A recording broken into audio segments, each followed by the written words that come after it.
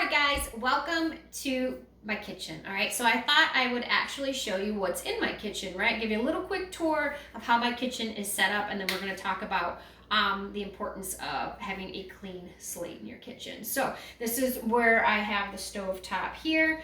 I have decided to try this and put some of my favorite utensils that I always have right here that I'm always using instead of in a drawer when they get stuck and you're slamming it and something gets in the way and everyone gets so mad and frustrated. I've heard people even throw things out because it's like that. So I thought I'd put it on the countertop like that, easy to grab when I'm whipping up. I always have my cast iron pans on the oven because, or on the stove top because that's all we constantly are using. Then over here I have my oven, and then it actually came with a microwave on top. I don't actually use the microwave ever, and I believe that no one should use the microwave, but I store my lids in it right there. So that's what I do. So that's what we got here. I have my KitchenAid over here because I'm constantly whipping up something in a sourdough bread type of situation, so that's always out.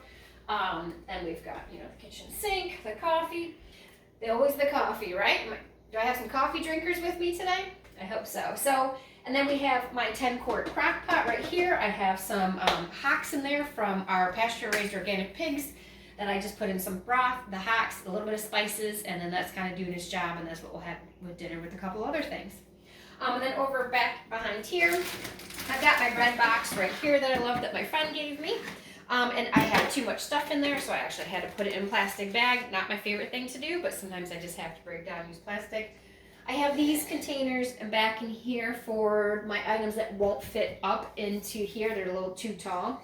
This is some fresh ground einkorn flour that I'm experimenting with that I'm excited to use. And I'm using a couple things, so it's working out good. I've got my favorite wood cutting board here. I've got some all-purpose Costco organic flour that I love Costco. It's a good price for there that I'll mix with when I grind the wheat berries.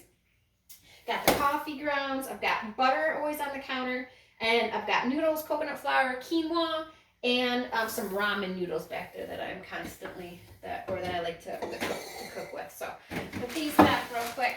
And then back over here, I've got my tinctures, because I really like tinctures, so they're always lined up to make sure I kind of take a look at, okay, what ones do I need to use and take and stuff like that.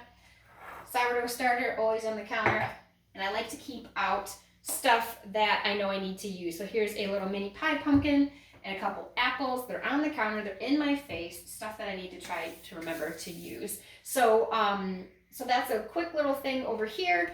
These are things that I have to buy from the store. A lot of it's from As Your Standard or Aldi or Costco. That's kind of where I get stuff from. These are more of my bulk items that I put back into the containers and stuff like that. So I've got the lard, more noodles, the sugars, the different kind of flours, sushi rice, sprout seeds, rice. Oh gosh.